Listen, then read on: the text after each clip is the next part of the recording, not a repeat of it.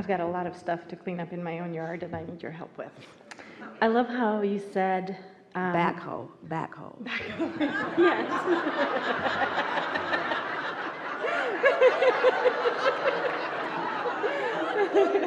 Can get a lot done fast that way. Yeah. And that's the leverage that we're talking about tuning into this non-physical. There is a leverage that makes it possible to do big sweeping things with very little effort once you get to the basic understanding, which you're already at. We're just going to point it out to you. I really liked how you said master maintaining that vibrational harmony. That sounds so beautiful to me. And another way of saying it is I care how I feel. I care how I feel. And so I focus because I care how I feel. Mm-hmm. Right now I feel like I have all the right cake ingredients in the pot. Yeah. It's a bit of a gooey mess. Yeah. So what I did about 3 months ago, I got recruited by a much bigger company, and so I took my whole team. We transitioned to working at a new company. And so it worked out perfectly. All the right people, they really took care of us great. We got an amazing sign-on bonus. My whole team has been taken care of, and so we're in the right place. So all the right ingredients are there. I'm in sales. At my old company, I was always kind of like the top producer. And so I feel like when we got recruited, even though it's a much bigger company, there's an expectation that I'm sort of going to sweep in there and I'm going to be their top producer and I'm going to do big things for them. Well, if we were standing in your physical shoes, we would not be measuring our production against any other person, because that trains you to look in the wrong places for alignment. Now, maybe their high production caused you to put higher production in your own vortex. And so maybe you have desires in your vortex that you are not quite living up to. Maybe that's the gap. But let's tell it like it is. Let's not talk about what somebody else is doing. Let's talk about what you're doing in relationship to what you want to do, period. And if you will take all of the rest of them out of the equation, then you won't keep losing your way. First of all, statistics are wonky. Right. And people distort them to make points that they want to make. And while the competitive spirit might be helpful in step one, because by seeing what's going on around you, it does sometimes make you raise your own expectation of yourself. There is more resistance in that attitude of competition and measuring yourself against others than there is value. The measurement that you want to be aware of is the measurement between your own desires and how you feel about your own desires. And the thing about comparing yourself to others' results, this is the thing. We've talked with all of you about this before, but let's just say it right here in the beginning. Turning this vibration into thought, and then these thoughts into action, and then these actions into culminations. This process, this delicious process of becoming. Well, what people are measuring in the competitive or competition is the manifestations over here. And we think that it is really a crazy thing to be measuring the full-blown manifestation of someone else against the vibration of your desire, because your desire is huge and it's going to come to huge and huge and huge results. But to measure end results against beginning vibrations is like apples and oranges. So many of you have these desires that are in a vibrational place of strength and sure becoming. But then you measure this, which hasn't manifested into something that you can see and hear and smell and taste and touch, against something that somebody else has already manifested into something that you can see and hear and smell and taste and touch. And you stop this right there in its tracks in your lackful comparison. You just got to stop doing that. You just got to know that once it's there, it's a sure thing. And don't measure against any statistics other than the statistical information that your own emotions are giving you. So if someone says, how are your sales today? I don't know, but I'm sure happy. Well, what's that got to do anything? Your happiness is not something that we can measure, and it's certainly not something that we pay for. Well, just leave me alone, let me be happy. In a little while, there'll be plenty for you to pay for. So how does that translate into like there is a bit of a push and pull that I do because I have a team. So there's 10 of us, and I'm sort of like the leader, if you will. And so everybody's looking at me. What is she doing? And then they kind of follow, right? And so I sometimes I really just need to stay home and meditate and get my thoughts on straight and do some creative, I can't be in the office at 8:30 or at 9, but I'm the leader. So if I'm not there, everybody else is, well, why are you not at work at 9? Everybody else is at work at 9. I'm like, you guys don't get it. I need my time. But how do you be like who you need to be while you have other people looking at you for guidance? And how do you be a good leader in that space? Well, let us ask your question more clearly. How do I use my own guidance? And you might as well just give it up, kill yourself. It's over.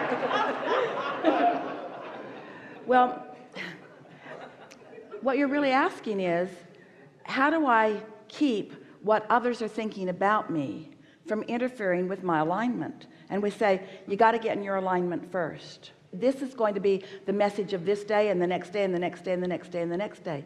Because if you do bite the bullet, so to speak, disregard what their response to you is, and get yourself in the receiving mode where the ideas begin to flow to you, then your demeanor, your attitude, your well-being, your productivity, and your results will all skyrocket. And they will all say to you, how is it that you do this? And you will say, well, these are the things that I do. I've stopped worrying about what anybody else thinks about me. And I care not just primarily, I care only about my vibrational alignment with my sure-fired intentions.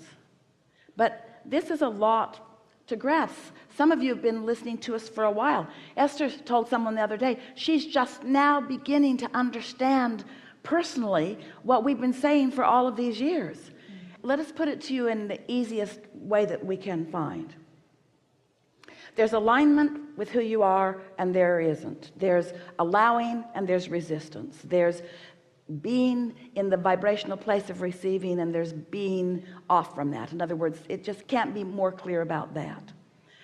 So as you're moving through your day and you realize, because your guidance system has told you that you're not in alignment, usually by the time you recognize that, there's so much that's gone on that this day and the momentum of this day is most likely just going to have its way with you. Esther remembers being with a girlfriend, when they were in high school, and they climbed up the hill where the big S was written on the side of the mountain up behind the football field. And they just messed around up there all day, and they found there's a big old boulder up there, and it looked precarious. And Esther said, I'll bet we could push that. And her friend said, yeah, I bet we can too. And Esther thought, it weighs as much as a car. It was big, a big, big boulder. But it was just enough of the soil had eroded around it that it looked really precarious. So they just pushed on it a little bit, and it rolled down the mountain, bounced across the highway, and into the river. And they scampered home because they knew it was only by the grace of something that they didn't deserve that they didn't kill somebody on the highway with that boulder. And there would have been no way to stop it. And that's sort of what we want you to understand. Once your vibration and your emotion goes south, go to bed. Or do whatever it takes, because it's not likely that you're going to do anything about it. So the reason for this dramatic story is, care about the way you get started. Get up earlier and do your meditation. Get up an hour or 2 or 3 hours earlier if you have to for a little while. Get on the other side of this. Get in tune with who you are. Get tuned in, tapped in, turned on. Get feeling good. Make your list of appreciation of your team. Make your list of appreciation of their talents. Make your list of appreciation of yourself. Make your list. Get your own momentum going before you even begin to enter that environment. Get yourself in the receiving mode. That's what we're saying. And when you're in the receiving mode, ideas will flow to you. But that's not to say that you won't get there sometimes and meet up with something that will bother you so much that it's still, in other words, it takes a while for you to master this. It takes a while for something to no longer get your goat. It takes a while. Esther left her house where she has been getting ready for a long time for something fun that's coming up, and she left a fairly substantial but easy to accomplish list with someone newly hired to take care of it, and was gone for 47 days. And when she got back, he had done so little on the list that she couldn't believe. She put a mirror under his nose to see if he was still breathing. How can this many days go by and this little tiny bit be accomplished? And the first day she tried to talk herself back into alignment and did fairly well, but after 2 days of roaming around and seeing how many things were left incomplete that had been so easy to do, and then Esther just kicked it into high gear and started making phone calls and got the things done that she wanted to have done, and got madder and madder and madder and madder and madder and madder and madder at herself for hiring this person who is incapable of doing what she thought he should be able to do. Now that was a big old boulder rolling down the mountain, except that one killed people on the way. Now Esther is, we would say, a master at alignment. She's a master at alignment. She's good at controlling her own vibration most of the time. She said to everyone that would come near her,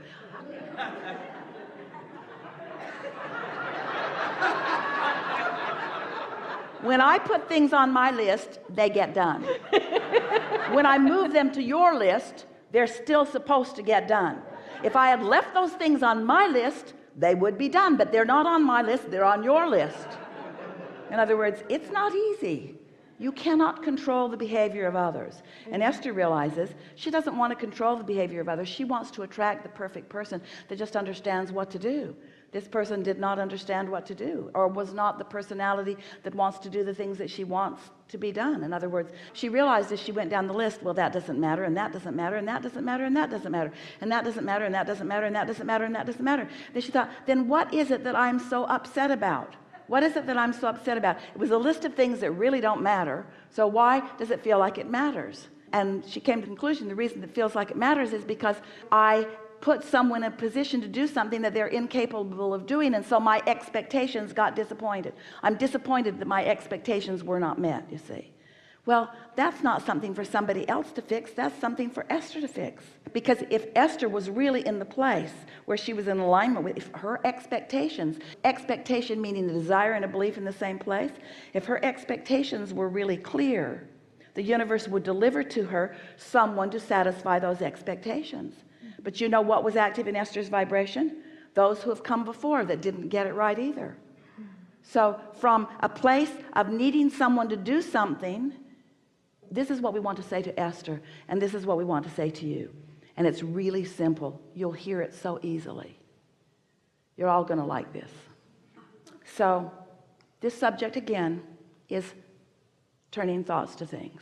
This subject again is, let's give it a new term, the evolution of my desire. Let's give it a new term, the continuing evolution of my desire. Now let's give it another new term, the surefire continuing unfolding of my desire. The natural surefire continuing of my desire, the moving of it from the vortex into this place where I can see it and hear it and smell it and taste it and touch it. So here's a vibration. This is the vortex that we're demonstrating. And once the desire is in your mind, then it is underway and it will come to be.